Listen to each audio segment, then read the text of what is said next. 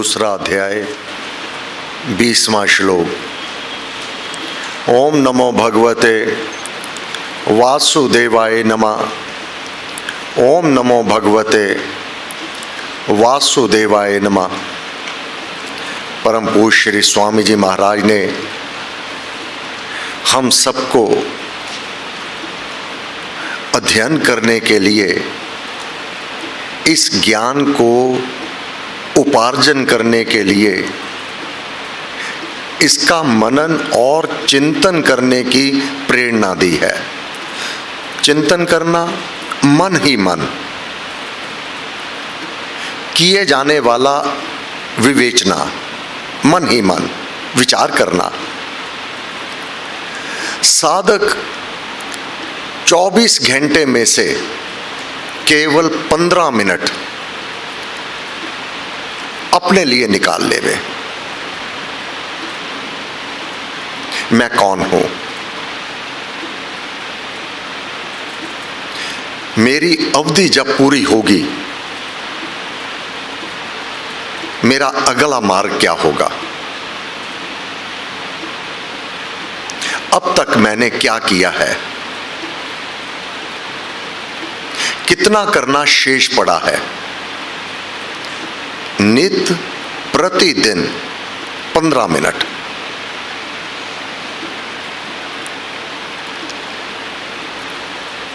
अपनी विवेचना करने वाला, मन ही मन चिंतन करने वाला, विचार करने वाला समस्त पापों से मुक्त हो जाता है, क्योंकि उसे ज्ञान हो जाता है क्या उचित क्या अनुचित।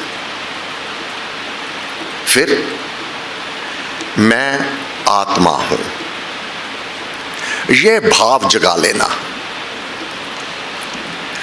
गुरु महाराज ने भक्ति प्रकाश में वर्णन किया हुआ है, आत्म भाव जगाइए। हम सबको कहा है आत्म भाव जगाइए। हमने भाव क्या रखा हुआ है? इस शरीर का, मैं शरीर हूं, इसी को संवारने में लगे रहते हैं। आत्मा का ध्यान नहीं देते। संवारना है आत्मा का। शरीर तो यहीं रह जाएगा, कितना भी इसको सजा लो, संवार लो, ये तो यहीं भस्म हो ही जाना है। नहीं भस्म होनी, नहीं मरना, तो आत्मा नहीं मरना। आत्मा को एक शरीर के बाद दूसरा शरीर ये अवश्य में मिल जाना है। साधक आत्मा को अगला शरीर कैसा मिले, जो यह विवेकवान हो जाता है, उसका बेड़ा पार हो जाता है। जैसे किसी ने विदेश जाना है, घर से निकले, अपनी कार में बैठे, रेलवे स्टेशन गए, रेलगाड़ी में बैठ गए, रेलगाड़ी से उतरे, कोई भी कन्वेंस ली, एयरपोर्ट पर चले गए, फिर हवाई जहाज लिया और अपने गंतव्य पर पहुंच गए। शरीर वही है। क्या क्या सवारी मिली? पहले कार की, फिर कार को छोड़ा, रेलगाड़ी मिल गई, रेलगाड़ी को छोड़ा, आगे जो कन्वेंस है वह मिल गई, और उसके बाद अपना हवाई जहाज मिला और वह अपने गंतव्य पर पहुंच गया। इसी प्रकार आत्मा जब अपने इस घर को छोड़ता है, कर्म अनुसार, अब कमाई कितने की है, अब घर से निकल गया, रिक्शा भी है, ऑटो भी है, और अपनी बहुत सुंदर लग्जरी गाड़ी भी है। बस साधक वह कमाई कर लेता है कि जब मुझे इस देह से बाहर होना है, तब मुझे कौन सी सवारी मिलेगी। फिर सवारी तो मिल जाएगी। रेलगाड़ी में भी फर्स्ट एसी भी है, सेकंड एसी भी है, और जनरल डब्बे भी हैं। आपने देखा होगा बहुत से ऐसे भी सफर करने वाले हैं कि गुड्स ट्रेन जिस डिब्बों में माल को, सामान को ढोया जाता है, कोयले को लेके जाया जाता है, सीमेंट को लिए जाते हैं, उन्हीं डिब्बों में सफर कर रहे होते हैं। एक ही डिब्बे में अनेक ठुसे पड़े होते हैं। अब एक तो फर्स्ट एसी में जा रहा है और एक पैर पसारने को भी स्थान नहीं, ना साफ वायु है, ना साफ जल है, ना साफ भोजन है। दोनों सफर कर रहे हैं। रेलगाड़ी भी वही है, परंतु कोच का अंतर है। बस इसी प्रकार शरीर का अंतर। कैसा शरीर? शुभकर्मी, पुण्यकर्मी, रईस, बहुत अमीर, सभी सुख सुविधाओं सहित सफर करता है। धन पाथे साथ नाम ले जाइए। एक तो धन है सोना चांदी, ये सुख आराम करवा देवेगा। एक धन राम नाम का, आत्मा को अगला शरीर, वह सफर करने के लिए आत्मा को 3 चोले तो महाराज ने गीता में कह ही दिए हैं। ये स्थूल, फिर सूक्ष्म।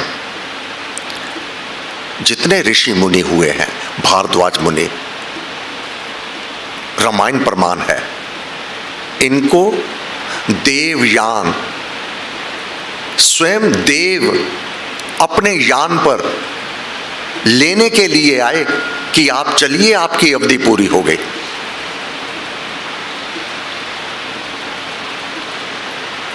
अब भगवान ये कह रहे हैं, अर्जुन तू शरीर की चिंता ना कर, तू आत्मा की चिंता कर। अगर तेरा कर्म शुभ होगा, कर्म उत्तम होगा, तो तेरे को आदर सम्मान के साथ दूसरी देह, सर्व सुख सुविधाएं तुझे प्राप्त हो जावेंगी। एक देह के बाद दूसरी देह, जैसे एक सवारी के बाद दूसरी सवारी तुझे तैयार मिलती है,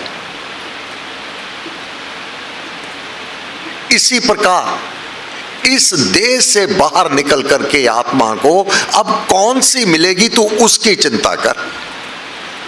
अगर तू विपरीत कर्म करेगा तो तुझे वैसा ही सफर करना पड़ेगा।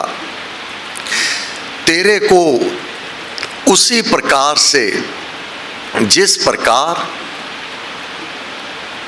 एक गुड्स ट्रेन, यात्री गाड़ी नहीं है, वह सामान ढोने वाली है, परंतु उसमें बैठ करके भी लोग सफर करते हैं। अब ये देख, तूने अपने आप को कहां प्रवेश लेना है। भगवान कह रहे हैं 20वें श्लोक में, महाराज ने कहा, हे पार्थ, वास्तव में यह आत्मा ना कभी जन्म लेता है ना मरता है। बिल्कुल ठीक। जब जन्म ही नहीं होगा तो मृत्यु कैसे हो सकती है? मृत्यु तो तभी होगी ना अगर जन्म होगा। अब जिसका जन्म ही नहीं हुआ है उसकी मृत्यु कैसे हो सकती है? बिल्कुल सत्य। वास्तव में यह आत्मा ना कभी जन्म लेता है ना मरता है। यह तो स्थान बदलता है, वस्त्र बदलता है, शरीर बदलता है। इसलिए अपनी आत्मा को कौन सा शरीर लेकर देना है, यह तेरे अपने कर्मों पर आधारित है। बुरे कर्म, दूसरों के धन को छीनना, दरिद्रता, कंगाल, वहीन हो जाएगा सभी सुख सुविधाओं से। फिर शारीरिक अंगहीन,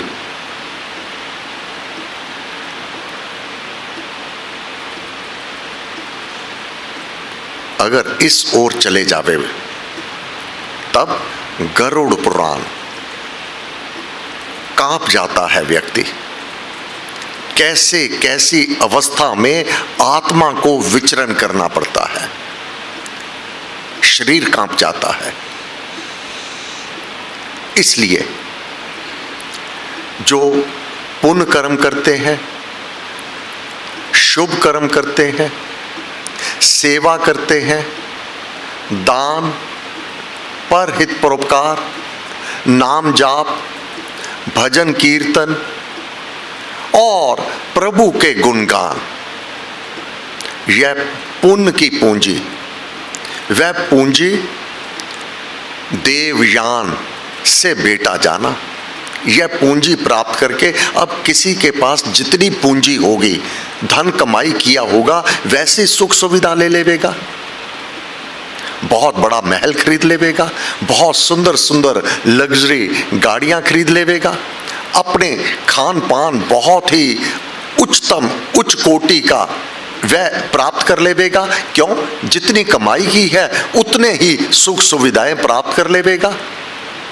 अब कमाई नहीं की है तो भीख मांग करके अन्न खाना होगा, मैला खाना होगा, मैले कपड़े पहनने होंगे, और मैला जीवन स्लम का भी जीवन है। झुग्गी झोपड़ी में वह गंदगी के स्थान पर रहते हैं, जीवन तो वह भी है, जीवन एक महल में भी है। बस ये भगवान कह रहे हैं, हे अर्जुन, केवल जन्म तो होगा ही, परंतु जन्म कहां होगा?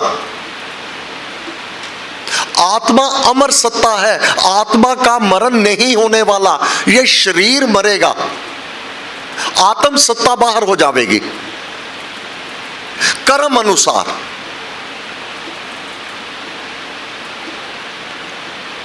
इसको वाहन मिलेगा, योग्यता के अनुसार। उदाहरण दिया ना, ड्राइवर तो सभी हैं, योग्यता के अनुसार उनको पगार मिलती है, पोशाक उनको ड्रेस दे दी जाती है, वर्दी पहना दी जाती है। राष्ट्रपति की गाड़ी को चलाने वाला वह भी ड्राइवर है, प्राइम मिनिस्टर की गाड़ी चलाने वाला भी ड्राइवर है, साधारण एक टेम्पू ट्रक चलाने वाला भी एक ड्राइवर है, और म्यूनिसिपैलिटी की कचरा उठाने वाली गाड़ी को चलाने वाला भी ड्राइवर है। अब तू अपनी योग्यता कैसी बनानी है कि तेरे को कौन सी गाड़ी मिले, तेरे को कौन सा स्थान मिले, ये तू आत्मा के ऊपर आप निर्धारित करेगा। छोटा सा घर मिल जावे, साफ भोजन ना मिले, ये बुरे कर्म करने का परिणाम रहता है, दरिद्रता। और फिर यहीं समाप्त नहीं हो जाता, पत्नी अलग लड़ाई झगड़ा करने वाली होगी, पुत्र डंडा लेकर मारने को तत्पर रहेगा, आपस में कला कलेश रहेगी। और दूसरी तरफ पुण्यकर्मी शुभकर्मी बहुत आदर सम्मान से महलों में रहेगा, पुत्र भी चरणों पर शीश रखेगा, दास दासियां आगे पीछे होंगी। ये सब अपनी कमाई, इस लोक की कमाई पर आधारित जीवन जीता है। इसी प्रकार जो साधना करके, पुण्य कर्म करके, शुभ कर्म करके, भजन कीर्तन करके एक देवी देवताओं का जीवन है और एक दुष्टों का जीवन है। निर्णय कौन करता है? क्योंकि गीता प्रमाण है, एक संत की आत्मा, एक कुत्ते की आत्मा, हाथी की आत्मा, चींटी की आत्मा, इसमें कोई भिन्नता नहीं। जिस प्रकार इलेक्ट्रिसिटी एक उपकरण में पानी को उबाल रही है, गर्म कर रही है, एक उपकरण में पानी को ठंडा कर रही है, इलेक्ट्रिसिटी पीछे वह ताकत, वह बिजली, वह एक सी है, उसमें अंतर नहीं है। पंखे को घुमा भी रही है और दूसरे भी कार्य वह कर रही है। इसी प्रकार आत्मा वह एक ही है। चाहे तो कर्म अनुसार हाथी का चोला मिल जावे, कीड़ी का मिल जावे, पशु पक्षी का मिल जावे, राजा का मिल जावे, स्वामी का मिल जावे, अथवा रंक भिखारी का मिल जावे, आत्मा व शक्ति एक ही है। बुद्धिमान इस तथ्य को जानता है। महाराज ने कहा, हे पार्थ, वास्तव में ये आत्मा ना कभी जन्म लेता है, ना मरता है, और ना यह है कि यह था और आगे नहीं रहेगा, होकर फिर ना होगा। अर्थात अब शरीर में दिखाई देता है आत्मा, क्योंकि शरीर काम कर रहा है। शरीर से बाहर हो जाएगा, शरीर काम करना बंद हो जा कर देवेगा, इसको मृत देह कह दिया जाएगा। परंतु देह का नाश हुआ है, मृत्यु हुई है, वह सूक्ष्म शक्ति बाहर हो जाती है, उसका नाश नहीं होता, क्योंकि उसका जन्म नहीं है, उसकी मृत्यु नहीं है।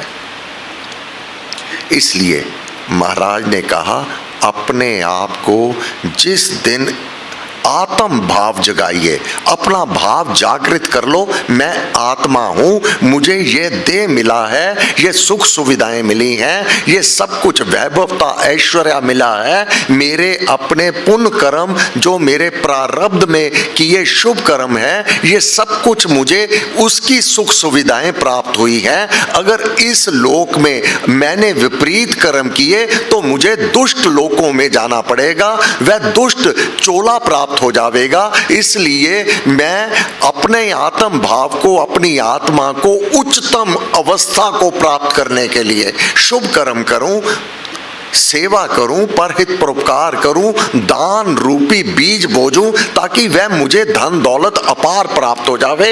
ये विधान है, ये उसका नियम है, इसमें उल्टा परिणाम नहीं होता है।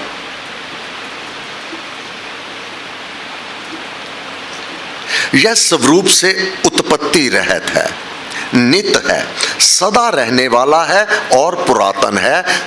हे अर्जुन, तेरे और मेरे अनेक जन्म हो चुके हैं, भेद केवल इतना है, मैं जानता हूं, तू नहीं जानता है।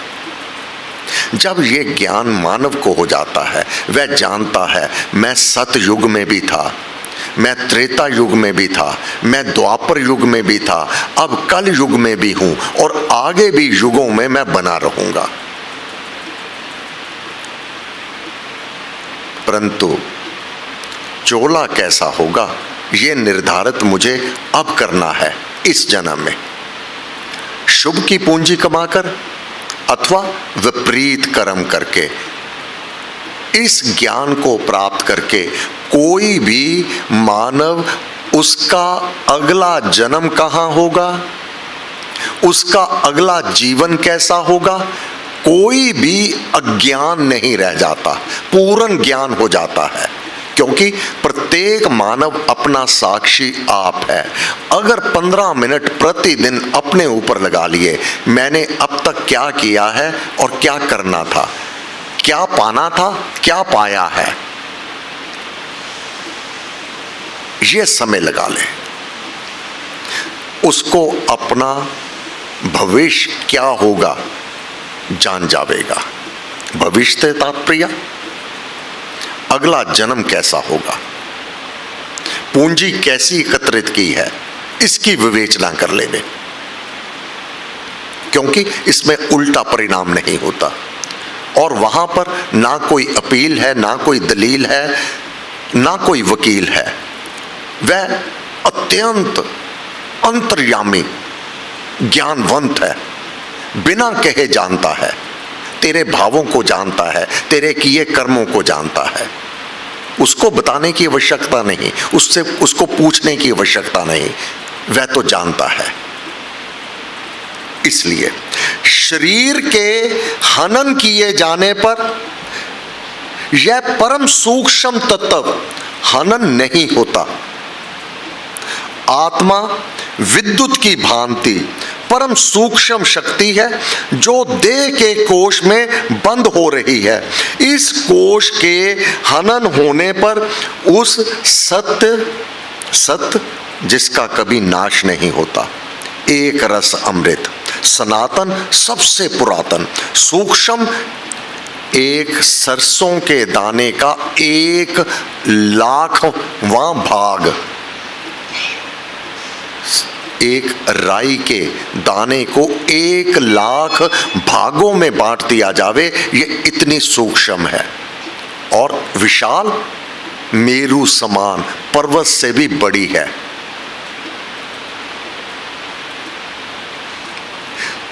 ये सनातन, सबसे पुरातन।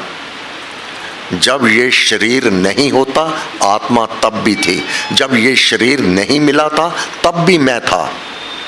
अब शरीर में हूं, कर्मों के कारण बंधा हुआ हूं।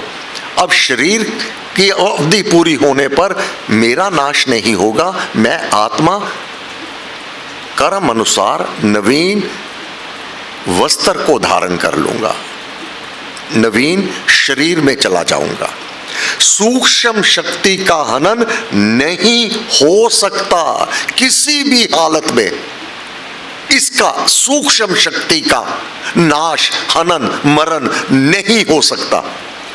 देह के कोष को टूटने पर, देह इस शरीर के नष्ट होने पर, देह के कोष के टूटने पर वह ज्योतिर्मय शक्ति कोष से बाहर हो जाती है, उसका नाश नहीं होता। जब उसका नाश नहीं होगा तब उसका क्या होगा, तब मैं कहां लेकर जाऊंगा?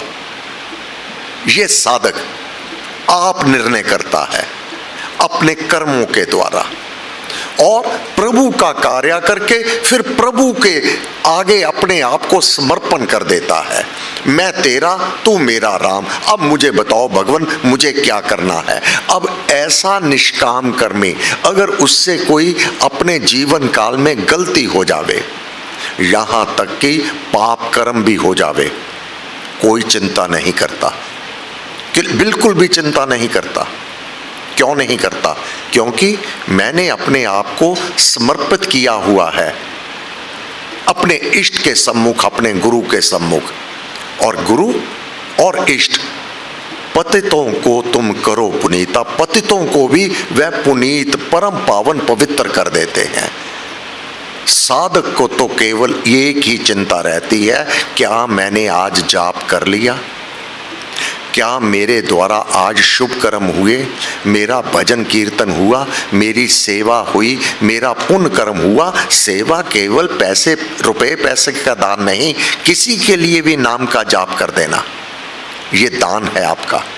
एक माला राम नाम की जा, उसको पता भी नहीं, आपने दान दे दिया। हे प्रभु उस पर कृपा कर दे, ये दान हो गया आपका। प्रत्येक मानव, एक रोगी भी सेवा कर सकता है, दान दे सकता है। ओम नमो भगवते वासुदेवाय नमः, ओम नमो भगवते वासुदेवाय नमः। ये भाव ही आत्मा की पूंजी है और यही भाव उच्चतम गति को प्राप्त करवाया करते हैं। आज मंगलवार साईं प्रार्थना सभा 7 से 8।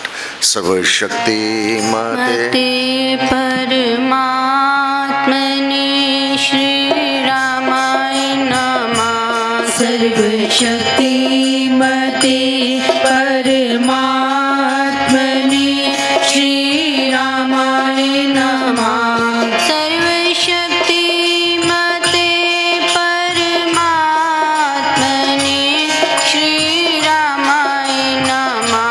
सर्वशक्ति मते परमात्मने श्री रामाय नमः।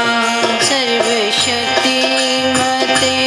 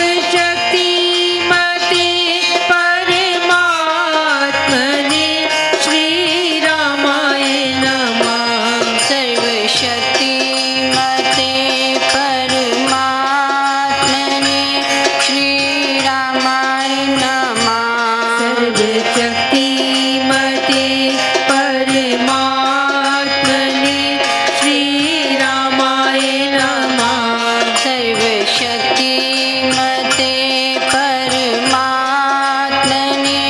श्रीरामाय नमः सर्वशक्तिमते परमात्मने श्रीरामाय नमः सर्वशक्तिमते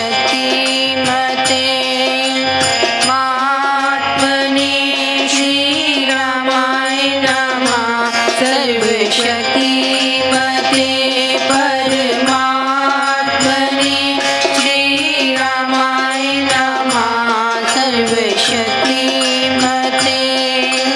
महात्मने श्रीरामाय नमः सर्वशक्तिमते परमात्मने श्रीरामाय नमः सर्वशक्तिमते परमात्मने श्रीरामाय नमः सर्वशक्तिमते